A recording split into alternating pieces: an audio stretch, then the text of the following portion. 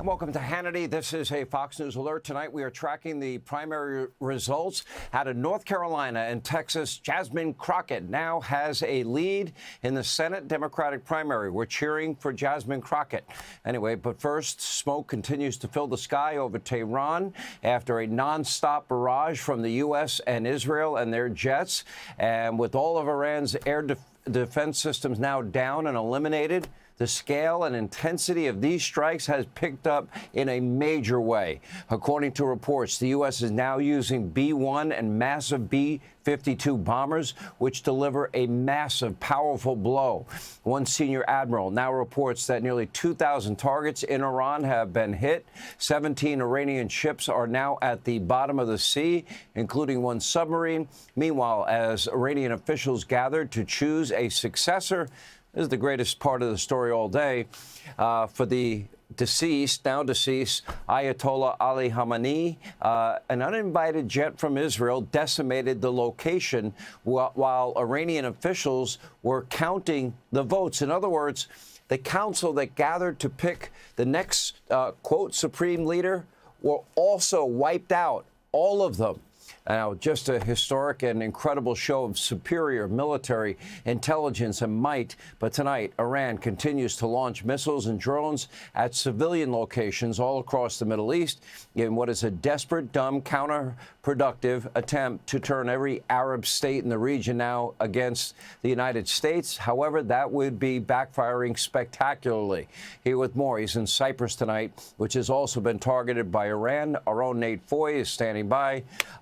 Nate, I think everybody in the region now officially hates Iran and probably cheering for Israel and the U.S.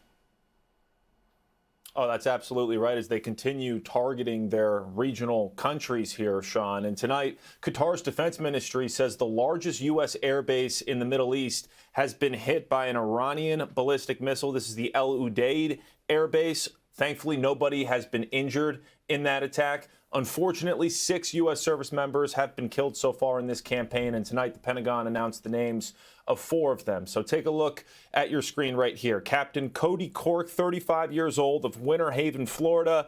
Sergeant First Class Noah Teachins, 42 years old, of Bellevue, Nebraska. Sergeant First Class Nicole Amore, 39 years old, of White Bear Lake, Minnesota. And Sergeant Declan Cody, just 20 years old, of West Des Moines, Iowa. We thank them for their service. May they rest in peace. Also tonight, Sean, an Iranian drone struck the parking lot outside the U.S. consulate in Dubai. You can see it caused a fire. Nobody was injured here. But as you mentioned, Israel says they've dropped 4,000 bombs on Iran just in the past 4 days, and they landed a devastating blow today by striking the Iranian Supreme Council as it was counting the votes for a new supreme leader. Israel says it also killed the commander of Iran's Quds force in Lebanon. U.S. Central Command also shared this video of U.S. forces destroying Iranian drones. This will be crucial as Iran's drones are more difficult to defend against than the missiles. The U.S. does continue targeting Iranian ballistic missile positions as well, though. President Trump claims that Iran is running out of missile launchers. The U.S. has struck more than 1,700 targets so far.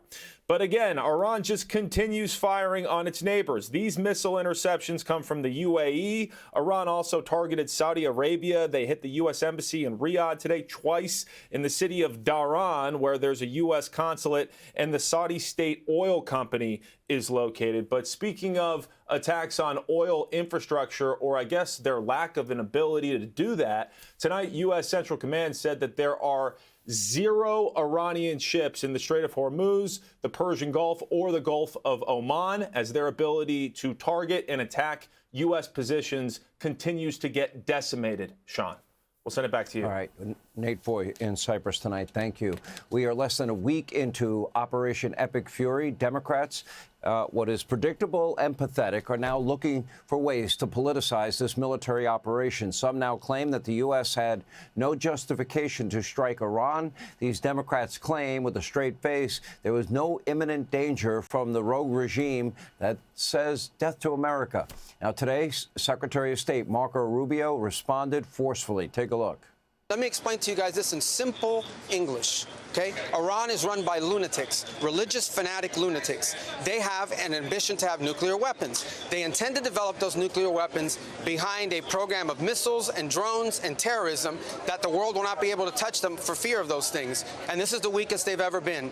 Now is the time to go after them. The president made the decision to go after them, take away their missiles, take away their navy, take away their drones, take away their ability to make those things so that they can never have a nuclear weapon. That's why the president made this decision. It was the right decision. And the world will be a safer place when these radical clerics no longer have access to these weapons. You see how they're using them now.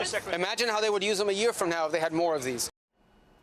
Imagine if they had nuclear weapons, how they would use those. For the past several days, Iran's terrorist leadership demonstrated this threat, hitting American bases, killing American service members, even launching strikes into civilian locations. According to President Trump, Iran was preparing to launch an attack on Americans in the region, which, by the way, is not at all unprecedented.